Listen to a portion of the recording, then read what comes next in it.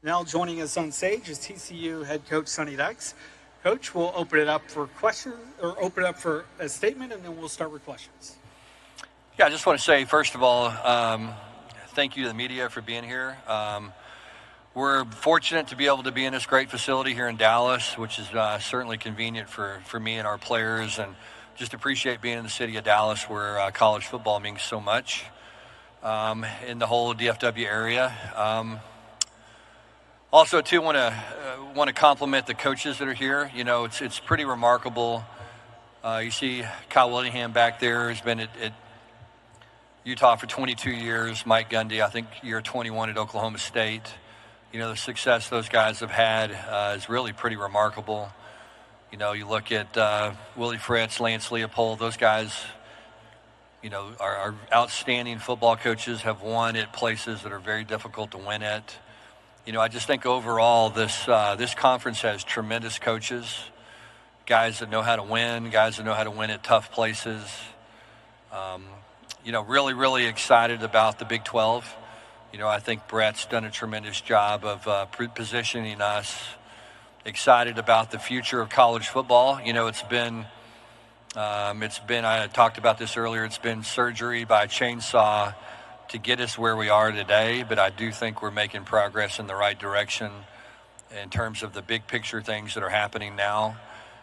Finally, the talent is being compensated in college football, and the players are being paid.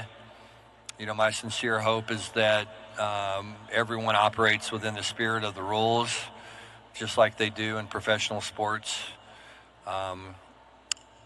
You know, I'd like to see college football cleaned up. I want to see it cleaned up for the student athletes. I think as coaches, we're supposed to set an example for them. And as universities, we're supposed to set an example. So my hope is that, you know, teams will operate within the new rules and that we'll have great parity in college football. It's the greatest game in the world. It's an exciting time of year. There's no place I'd rather be than Big 12 Media Day to day. So, again, thank you for being here, and I look forward to visiting with you guys. And if you have a question, please raise your hand. We'll go to the center right in the back. Coach, Steven Simcox from Locked On Horned Frogs. How do you feel about your running back room right now, and specifically Jeremy Payne and Nate Palmer going into this season? Yeah, good question. Excited about that group. You know, I think we did not run the football well last year. I think if you say, what do you need to improve on? You know, early in the year, we were a turnover machine. We turned the ball over way too many times. We didn't create enough turnovers defensively.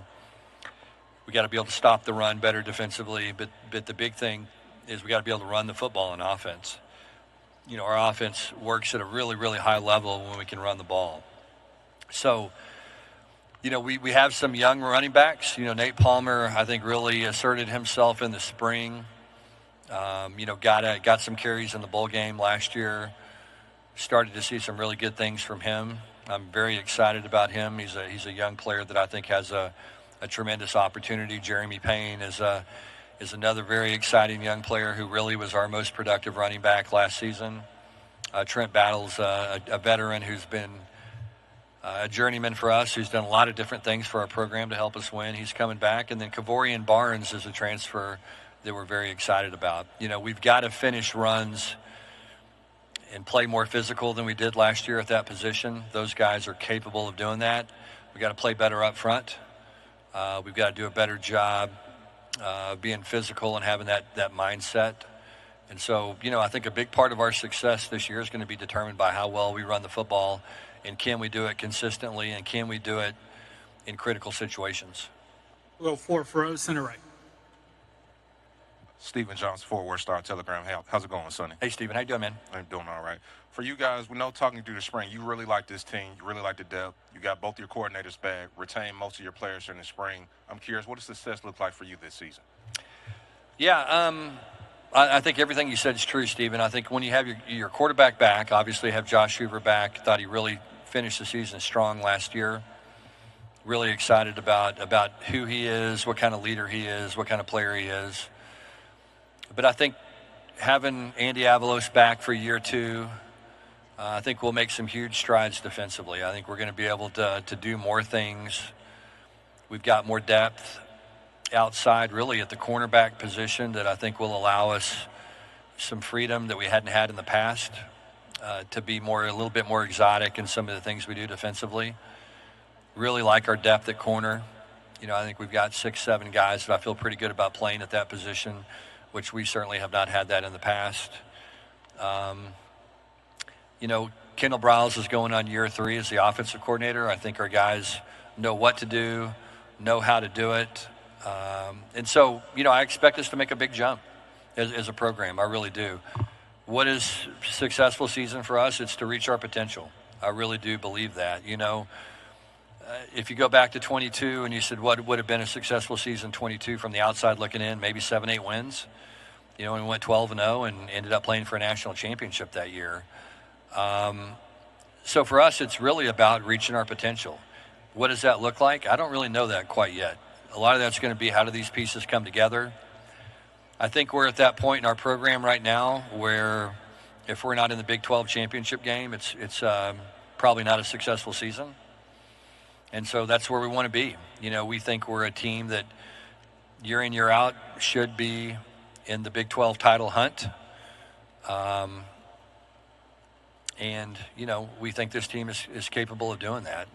We'll see how it plays out. There's going to be so many factors that go into that. Can we stay healthy, and do the guys come through like we think they can, and can we play at a high level, and can we learn to deal with adversity and success and all the things that you have to go through to have a successful season. But I like this team. I really do. I like our makeup. I like the guys.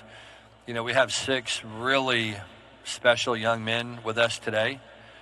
Guys that are mature, guys that are unselfish, guys that really care about the team. You don't hear that discussed very often in today's college football world. Some of it's me, and we don't have those kind of issues in our program right now. We just have guys that love each other. They love playing at TCU. They love going to school at TCU. They love living in Fort Worth. They're really committed to not letting their teammate down. And it's a fun team to coach, man. I just love being around these guys. We went to dinner last night as a group. I loved talking to them. I loved hearing about what they were doing. Just a special group of guys. Just smart, mature, unselfish, hardworking young people that we can all be proud of. We'll go center right, second row.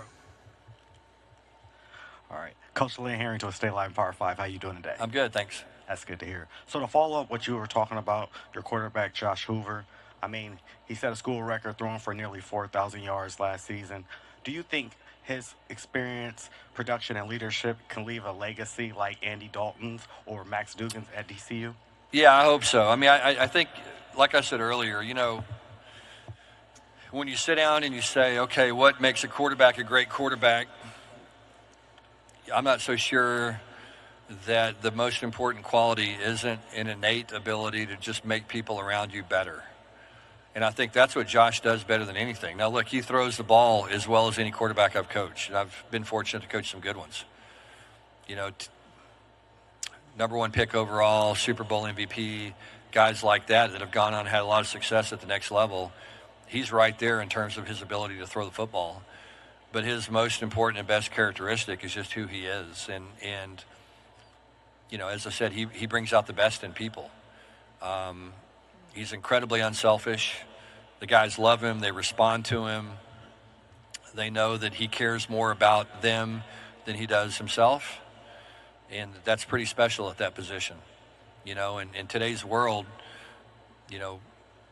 quarterbacks sometimes can be a handful to deal with, and he's not that way at all. He's just such a great teammate. But I think he's going to have a big year. I really do. I think the thing that is going to make him even more successful is I think he believes in the supporting cast. I think he believes in what we're doing from a scheme standpoint. I know that he believes that we're going to be better defensively, and that takes a lot of pressure off of him to go out there and have to score 40, 50 points to win.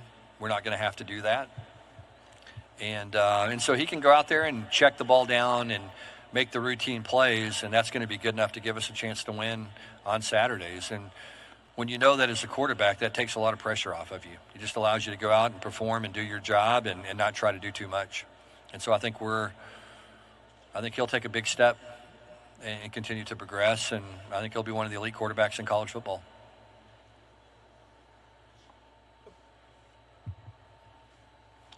Hey, Coach. Wanted to ask you just right here to your right. Okay, sorry.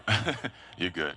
Nick Hamilton, Nightcast Media. Just wanted to ask you just how impactful has Elijah been to your program, and then what do you see for him this season? Well, he's been a little bit banged up so far. He had a pretty significant injury coming over from Washington, but expect him to, played on the national championship team at Washington as a starting corner.